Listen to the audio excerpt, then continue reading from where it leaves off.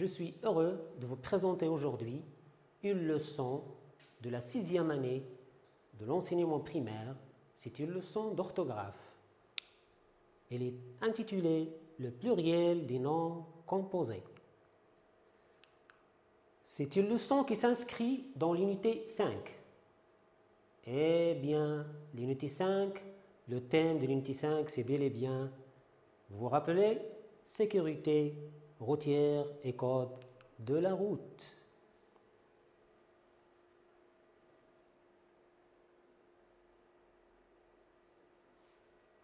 Oui, donc la leçon, c'est le pluriel du nom composé. Objectif de notre leçon, premier objectif, identifier des noms composés. Le deuxième objectif, écrire correctement des noms composés au pluriel. Allons-y pour la première séance. Vous êtes prêts? Observons et réfléchissons et découvrons ensemble. Nous allons observer les phrases. Je vais lire les phrases et vous allez suivre avec moi. Vous allez suivre avec moi. La phrase A. Il faut être très prudent au rond-point. La phrase B. Dans les centres-villes, la circulation est plus dense. La phrase C. Il commence à pleuvoir. Papa, allume les essuie-glaces, demande Mamadou à son père. La phrase D. Pour obtenir un permis de conduire, nous devons apprendre le code de la route et acquérir des savoir-faire. Je vous laisse lire les phrases.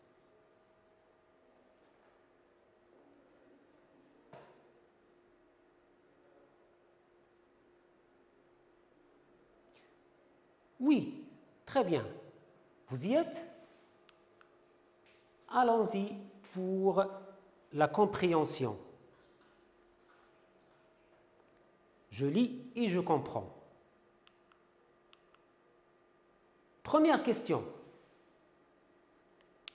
À quel endroit faut-il être très prudent? Vous vous rappelez de la première phrase? Alors, à quel endroit faut-il être plus prudent? Je vous entends répondre « Très bien, très bien ». C'est au rond-point qu'il faut être plus prudent. C'est au rond-point qu'il faut être plus prudent. Deuxième phrase, deuxième question. Où la circulation est-elle plus dense? Oui, je vous entends répondre. Excellent. La circulation est plus dense dans les centres-villes. Dans les centres-villes. Troisième question. Mamadou demande à son père d'allumer les lumières ou bien les essuie-glaces. Rappelez-vous qu'il pleut. Mamadou est avec son papa dans la voiture. Alors la réponse, évidemment, il lui demande d'allumer les essuie-glaces. Les essuie-glaces. Quatrième phrase, la phrase D, quatrième question. Est-il suffisant d'apprendre le code de la route pour avoir un permis de conduire? Est-ce qu'il est suffisant d'apprendre le code de la route pour avoir un permis de conduire? Hein? Oui, j'entends la réponse. Vous êtes excellent. Non, nous devons acquérir une multitude de savoir-faire. Savoir-faire. Maintenant, manipulons et réfléchissons ensemble.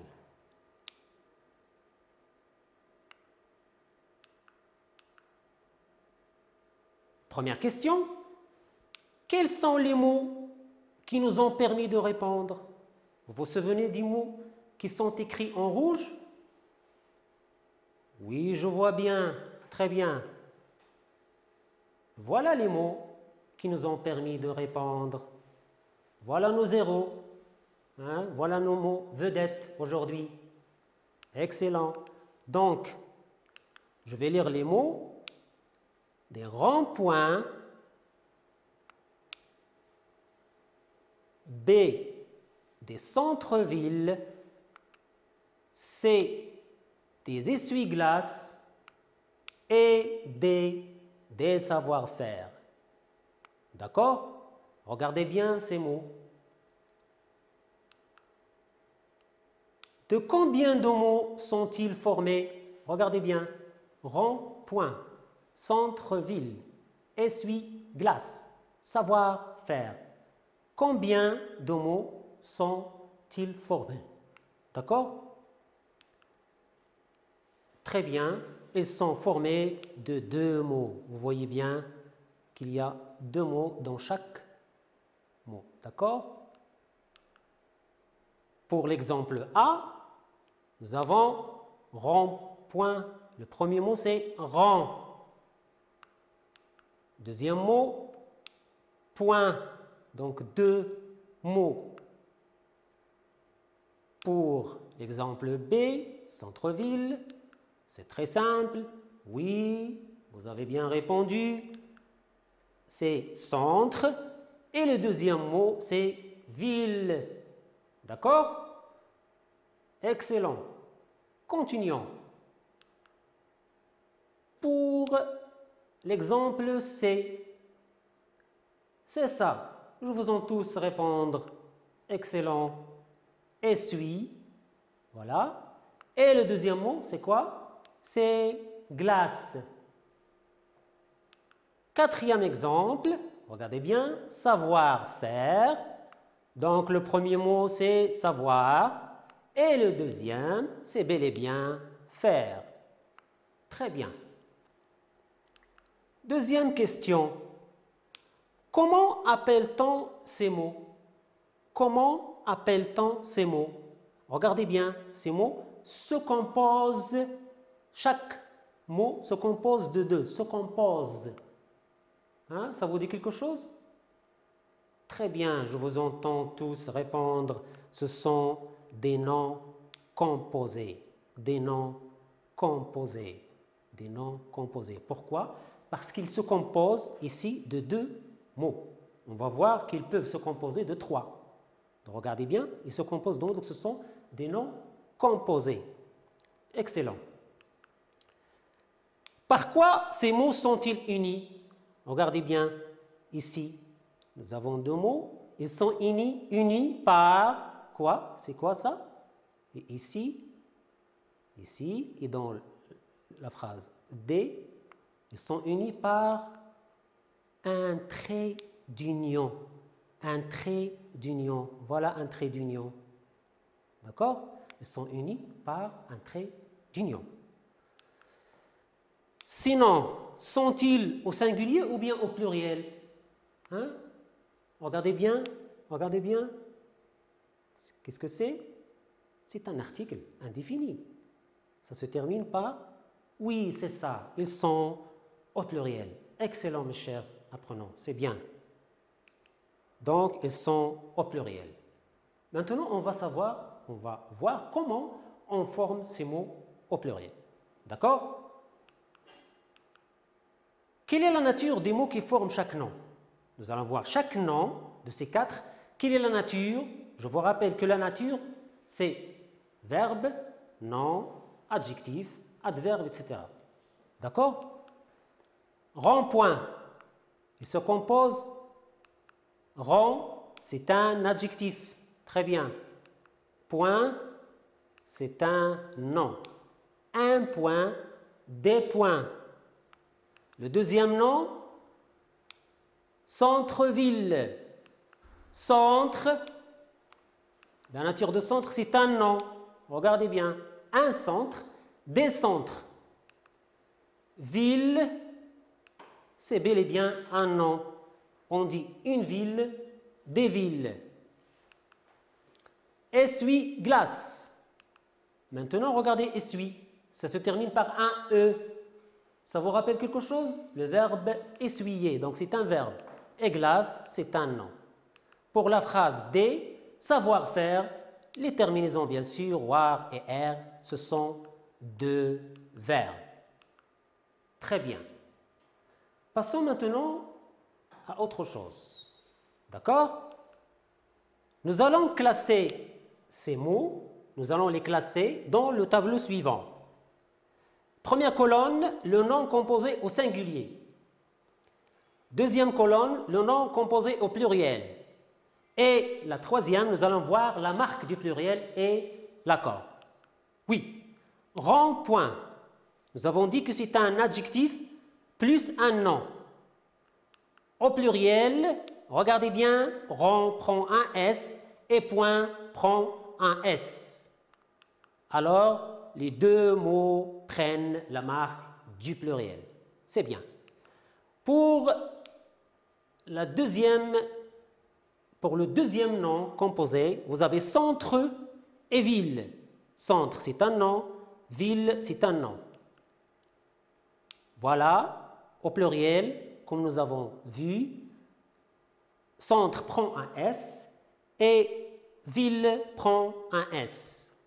Donc, les deux mots prennent la marque du pluriel. Regardez ici, essuie, glace, pour le troisième mot.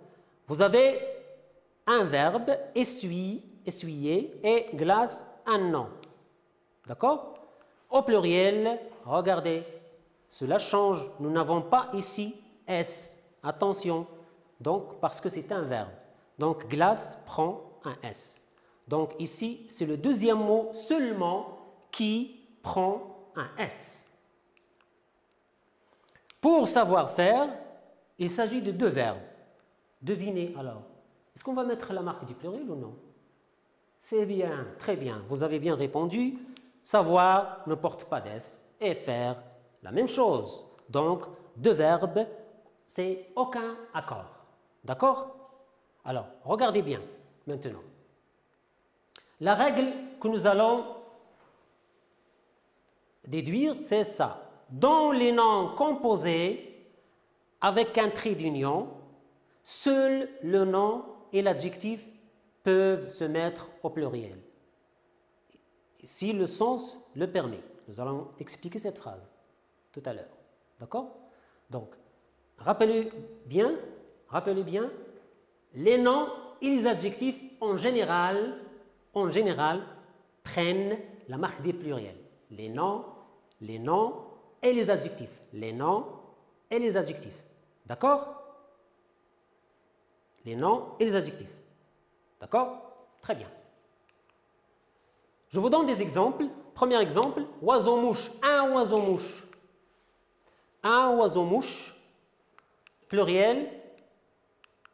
Des oiseaux-mouches. Pourquoi? Parce que ce sont deux noms. Oiseau, c'est un nom. Et mouche, c'est un nom. D'accord? Donc, ils prennent tous les deux la marque du pluriel. Ici, la marque du pluriel, c'est X, parce qu'il se termine par E-A-U, et ici, c'est S. Donc, deux noms, on met l'accord pour les deux mots. Un rouge-gorge. Un rouge-gorge, c'est un oiseau. Alors, qu'est-ce qu'on va mettre? Est-ce qu'on va mettre l'accord? Donc, rouge, c'est un adjectif. C'est bien. Gorge, c'est un nom. La gorge. La gorge. D'accord? Donc, des rouges-gorges. Les deux mots prennent la marque du pluriel parce qu'il s'agit d'un adjectif et d'un nom. Et on a dit que les adjectifs et les noms s'accordent. D'accord? On passe. Un coffre fort. Un coffre fort. Un coffre, des coffres. Donc, c'est un nom. Un coffre. Fort, c'est un... Oui, je vous entends. Vous êtes fort. Vous allez répondre. Eh bien, vous êtes forte aussi. Donc, c'est un adjectif. Très bien. Donc, des coffres forts. Les deux prennent la marque du pluriel. Donc, pour les noms composés pour les adjectifs et les noms, ça s'accorde. Un sourd muet. Un sourd muet. Donc, vous avez ici deux adjectifs, donc ils prennent la marque du pluriel. Ce sont deux adjectifs. Je vous donne cet exemple, un timbre-poste. Un timbre-poste. Timbre, c'est un nom. Poste, c'est un nom. Alors, vous allez me dire que les deux noms prennent la marque du pluriel. Eh bien, dans ce cas, non. Je vous explique pourquoi. On dit des timbres-postes. Regardez bien, des timbres prend la marque du pluriel, mais poste, non. Poste ne prend pas la marque du pluriel. Je vous dis pourquoi. Parce que nous avons beaucoup de timbres, multitude de timbres, mais pour le service de la poste. Une seule poste qu'on a au Maroc. Des timbres et une seule poste, le service de la poste. Et ici, on a une préposition sous-entendue qu'on n'entend pas. Des timbres de poste. Des timbres de poste. Faites attention. Pour ce mot, on ne met pas l'accord dans poste. Donc, on explique.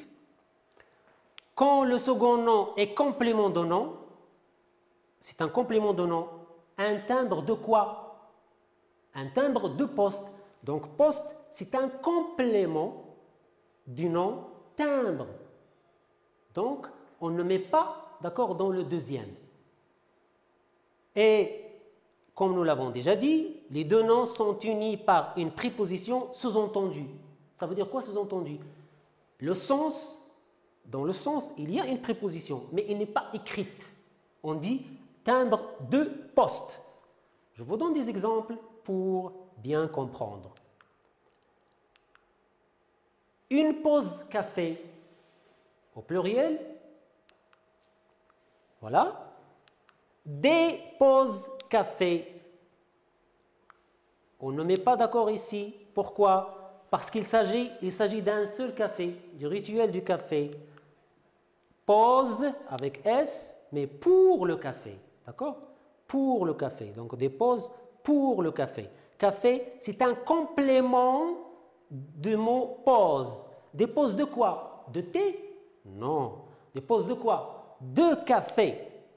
Donc tout le monde boit du café. Un seul café, d'accord? Ça veut dire le rituel du café, d'accord? Un autre exemple, une station-service. Là où vos papas mettent de l'essence. Une station-service. Donc pluriel. Des stations-service. Regardez bien, service, c'est un complément de nom. Des stations de quoi? Des stations de service. Des stations de service. Donc, il y a beaucoup de stations pour un seul service. D'accord? Donc, regardez bien, des stations de service, pour service, il y a une préposition qui n'est pas exprimée. D'accord? Alors, faites attention à ces cas. D'accord? Il y a une préposition sous-entendue et le deuxième mot, c'est un complément du nom. On dit des postes de quoi? Des stations de quoi? D'accord? Et des timbres de quoi? Des timbres de poste. On n'écrit pas de, mais il est sous-entendu. D'accord? C'est bien? C'est clair? Je l'espère. Oui, dans les noms composés, c'est une autre règle, dans les noms. Deuxième règle, rappelez-vous que pour la première règle, les noms et les adjectifs s'accordent, généralement, sauf pour le complément. Mais pour les verbes, ils ne s'accordent pas. C'est très simple. Quand il y a un verbe, ne mettez pas S. À l'examen, Inch'Allah, quand il y a un verbe, ne mettez pas S. C'est clair, c'est une règle très claire. Ne mettez pas S dans les verbes. Exemple, je vous donne des exemples, bien sûr. Un porte-manteau. Le porte-manteau, là où vous accrochez vos manteaux quand vous entrez en classe. Donc, des portes, regardez bien, il n'y a pas d'S. Manteau, donc je peux mettre S. parce que c'est un nom, mais ici, ne mettez pas des de pluriel. Pourquoi? Parce que porte, ça vient du verbe porter. Donc c'est un verbe. Pas d'accord. D'accord? Merci. Un laissez-passer. Un laissez-passer, c'est un papier qu'on nous donne pour circuler, pour passer. Donc, des laissez-passer. Regardez bien, laisser, c'est un verbe, la marque du verbe EZ à la deuxième personne, de pluriel, et passer, c'est un verbe à l'infinitif. Donc, pas d'accord. D'accord? Alors, la règle, quand il y a un verbe plus un nom, le verbe est invariable. Ça veut dire qu'il ne s'accorde pas. On ne met pas la marque du pluriel. Et le nom se met soit au pluriel, regardez bien, ici on l'a mis au pluriel, mais on peut ne pas le mettre au pluriel, le nom, selon le sens. Je vous donne un exemple. Un porte-serviette. Je peux dire des porte-serviettes parce qu'il porte une seule serviette, et je peux dire des porte-serviettes. Ce qui importe, c'est que ne mettez pas S ici. Jamais l'accord pour le verbe. Mais ici, selon le sens, il porte une, il porte plusieurs serviettes. D'accord? Oui, continuons. Troisième règle. La troisième règle. Lorsque le nom composé est formé de deux noms unis par une préposition, parce qu'il y a des noms composés qui s'unissent par des prépositions, comme un chef-d'œuvre, d'œuvre, de œuvre. En général, seul, retenez bien, en général, seul le premier nom s'accorde. Seul le premier. Je vous donne un exemple. Arc-en-ciel, des arcs-en-ciel. La préposition, c'est en. Donc, un mot composé de trois, et on met l'accord dans le premier seulement. Le deuxième, non. Deuxième exemple, pommes de terre. Vous connaissez tous les pommes de terre. Donc, des pommes, très bien, avec S, parce que c'est un nom, et elle est formée d'une préposition, donc pomme avec S et terre, qui ne prend pas S. Chef-d'œuvre, notre exemple, d'accord? Un chef-d'œuvre, donc des chefs-d'œuvre. Chez prend un S et d'œuvre, le deuxième nom. Donc retenez, lorsqu'il y a un nom composé par une préposition, seulement le premier prend un S. D'accord? J'espère que c'est clair. Alors, vous allez vous exercer maintenant, appliquer ce qu'on a vu. Premier exercice. Entoure dans les phrases les mots composés. Nous allons identifier notre premier objectif, les noms composés. Donc, ton haut-parleur gêne la conduite. L'essuie-glace est indispensable quand il pleut. Troisième phrase, un laissez-passer est exigé pour passer le contrôle routier. Et la dernière phrase, sa voiture n'a pas d'appui-bras. Je vous laisse 15 secondes pour identifier d'abord les noms composés. Oui, je vois bien que vous y arrivez. Très bien, vous êtes excellent. Donc, c'est pour la première phrase, haut-parleur. Il y a un trait d'union. Pour la deuxième phrase, l'essuie-glace est indispensable quand il pleut. C'est bien, donc, essuie-glace.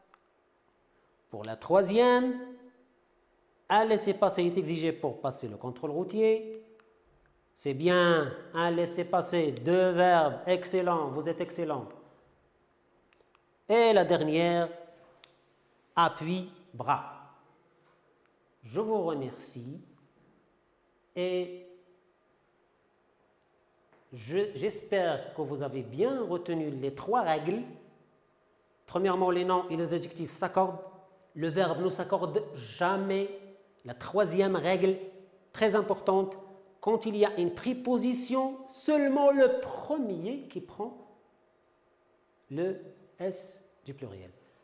Servez-vous de vos manuels pour faire l'évaluation avec vos parents et qu'ils vous corrigent, et je vous souhaite une bonne continuation et vous allez réussir à l'examen, Inch'Allah.